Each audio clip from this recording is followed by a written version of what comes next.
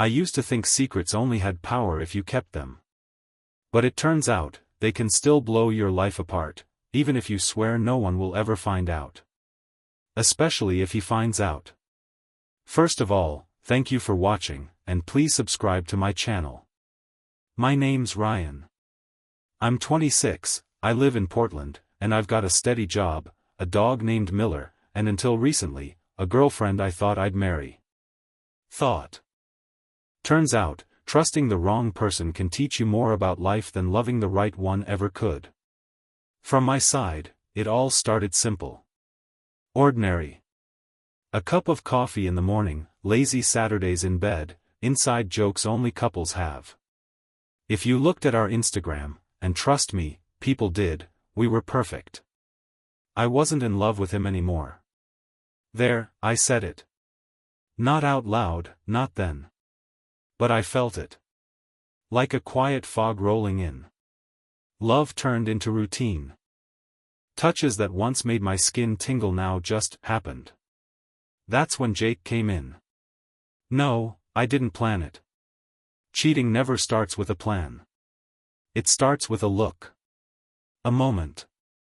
A wrong decision wrapped in a perfect excuse. Jake was different. Rugged, confident in that way guys who fix cars for fun tend to be. Ryan was clean, kind, smart. Jake was messier, louder, dangerous in the kind of way I told myself was missing from my life. Was I proud of it? No.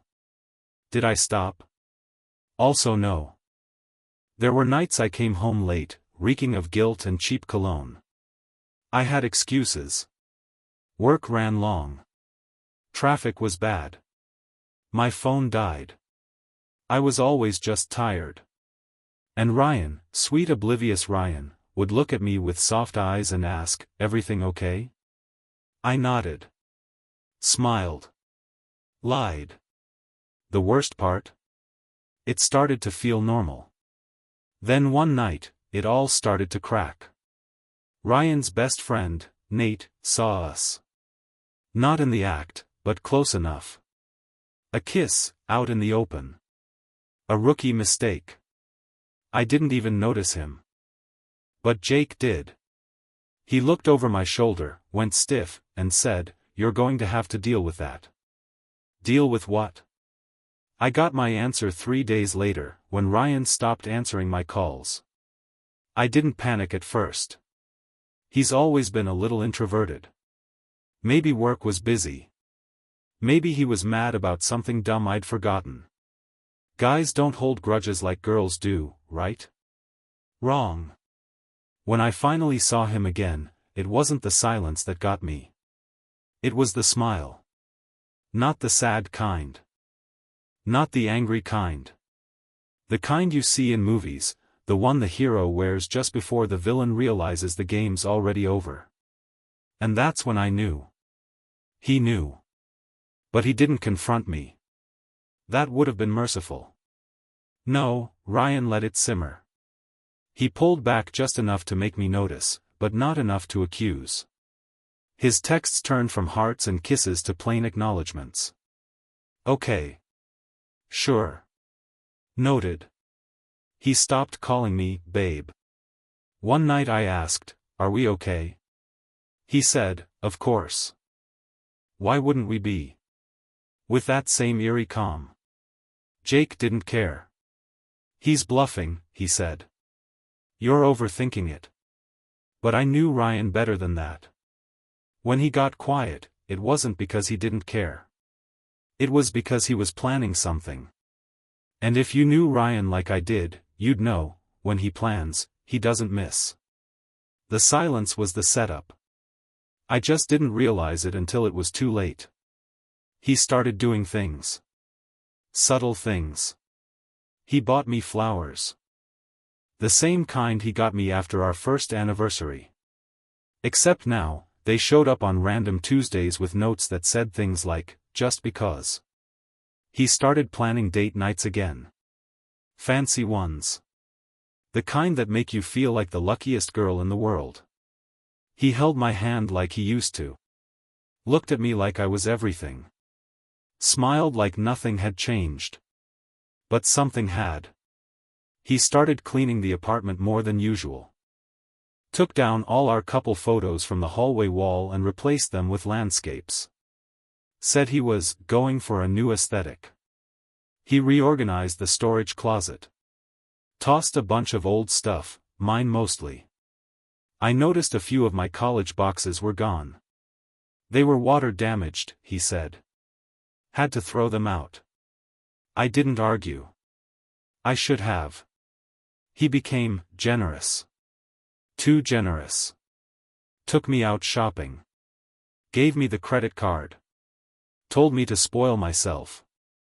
You deserve it, he said, brushing a strand of hair behind my ear. And for a moment, I believed him. Until the first one hit. A screenshot. Sent from an anonymous number. A picture of me and Jake. In his truck.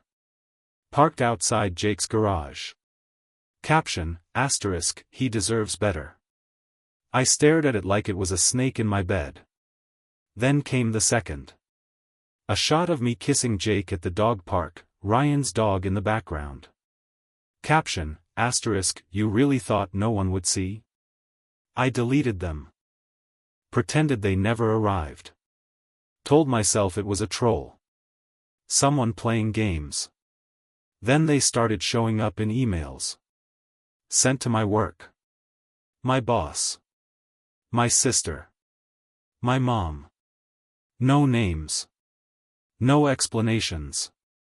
Just photos. Jake's reaction? Don't worry. They're just trying to scare you. They won't actually do anything. I wanted to believe him. But I knew exactly who it was.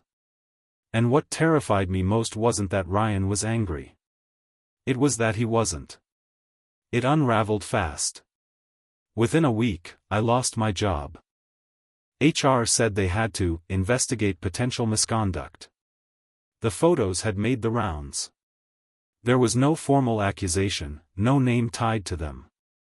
But enough people saw them to cause a stir. Then came the texts from friends. Not our friends. His. You should be ashamed. He deserved better. Don't bother reaching out. Even my own roommate started acting cold. Turns out Ryan had sent a package. Neatly organized. Printed emails. Screenshots. Dates. Times. Proof. He wasn't just exposing me. He was curating my downfall. Jake wanted to fight back. Said Ryan was crossing lines. But I knew better. Ryan wasn't throwing punches. He was pulling threads. And everything I had stitched together was coming undone. I tried to talk to Ryan. Called. Texted. Emailed. Nothing. Then one day, I came home and found a box outside my door. Everything I had ever left at his place. Down to the last bobby pin. On top, a printed photo of the three of us, me, him, and Miller, at the lake. Good memories, he'd written on the back. Shame. I cried for the first time in years. Jake didn't understand. It's just guilt. It'll pass. But it wasn't guilt. It was grief. Because I realized I hadn't just lost Ryan. I lost who I was when I was with him. And the world noticed. Suddenly, everything I touched fell apart. My social accounts were flooded with messages. Most anonymous. Some from fake profiles. I was being called things I wouldn't repeat even to myself. Homewrecker. Slut. Trash. Some even sent photos of Ryan. Alone. Smiling. Happy. The captions always the same. Upgraded. I wanted to disappear. Jake wanted me to run. Let's just leave town, he said. Start over. But the thought of starting anything with him felt suffocating now. Jake had always been chaos wrapped in charm. Now he just looked like the mistake that cost me everything. And Ryan? He didn't just move on. He thrived. He got promoted. Bought a house. Adopted another dog. Every now and then, someone would tag him in a photo. Always with people. Always smiling. Always fine. Me?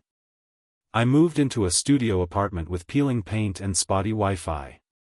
I started waitressing again. Had to. No one in my field would hire me. Word had gotten around. They always said, "We'll be in touch." They never were. Jake stuck around for a while. But eventually, even he had the decency to leave. And one night, alone on my mattress on the floor, I scrolled back through my old photos. There he was. Ryan. Looking at me like I was his future. And me? Smiling like I didn't know I was about to destroy it. It didn't hit all at once. Rock bottom isn't a crash, it's a slow, quiet descent. A muffled slide into silence. My phone stopped buzzing. No more calls. No more threats. No more fake profiles messaging me. Everyone had moved on. Everyone but me. I'd scroll through feeds I wasn't supposed to. Ryan's. Nate's. Even his mom's. Yeah, his mom posted about him. A picture of him at some charity gala, looking like every bit the man I used to think he was. Only better. He was with a woman. Elegant. Classy. Wearing a red dress that probably cost more than my rent. The caption? Proud of my son. Proud of the man he's become. I stared at that photo for an hour. Not because he had moved on. But because he looked happier than I had ever seen him. With me, he smiled. With her, he glowed. I started drinking more. Nothing dramatic. Just enough to numb the edges. Started sleeping more. Or less. Depends how you define lying in bed for hours, eyes open, wondering if regret can actually choke you. I tried dating again. Once. The guy ghosted me the second someone sent him a link. Yes. People were still watching. Still whispering. Still making sure I never forgot. And I didn't. One day I saw Miller. The dog. Ryan's dog. Our dog. They were walking down the street, Ryan and that woman. Miller saw me first. He stopped. Wagged. Ryan didn't. He just nodded. One polite nod. That hurt more than any insult. It meant I was nothing. I wasn't the ex. I wasn't the villain. I was just irrelevant. And then came the worst part. I started to agree with them. With every job rejection, every glance that lingered too long in a coffee shop, every fake smile someone threw at me when they recognized who I was, I started to believe it. That I deserved it. All of it. I stopped posting. Stopped calling people back. Let texts go unanswered. Stopped brushing my hair some days. What was the point? Regret isn't just a feeling. It's a disease. And I was in stage 4. Once, I thought about messaging Ryan. Just to say sorry. Not to fix anything. Not to win him back. Just to tell him that I knew, really knew, what I'd done. But I didn't. He didn't need my apology. He already had everything he wanted. And I had exactly what I earned.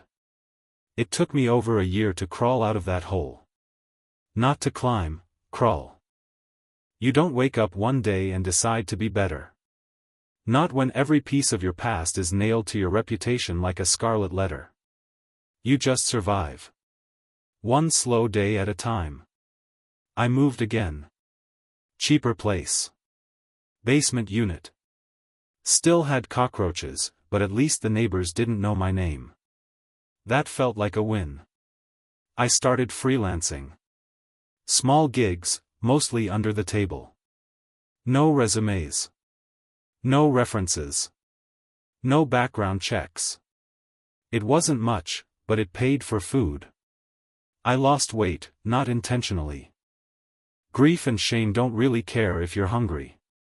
I heard about Ryan sometimes. Bits and pieces. Someone said he got engaged. Someone else said he bought a cabin upstate. Another said he started mentoring at a local nonprofit. Every version sounded like a life I would have begged to be part of. But instead, I watched it like a stranger watches fireworks from behind a locked window. One day, I got a letter. No return address. Neat handwriting. Just my name on the front. Inside was a single photo. Me and Ryan. Sitting on the floor of our old apartment. Miller in my lap. Pizza box between us. No filters. No perfect lighting. Just us. Happy. Real. On the back, one line. Not even hate. Just done. I stared at that sentence for hours. There was no anger. No closure. No open wound. Just emptiness. Like someone had gently shut the door and locked it from the other side. It was the final act. He didn't need revenge anymore. He didn't need to remind me. He just needed me to know what he knew. That I broke something good. That I lost something rare. That I would never find it again. And that he had. I sometimes see women online talk about the one that got away. But they usually say it like it's romantic. Bittersweet. Something they might fix one day. Not me. The one that got away doesn't miss me. Doesn't wonder. Doesn't look back. He walks his dog on cool mornings. He sips his coffee slow. He holds someone else at night. And me? I live with what I did. Not in flames. Not in drama. But in silence. Exactly how he left me. Exactly how he wanted it.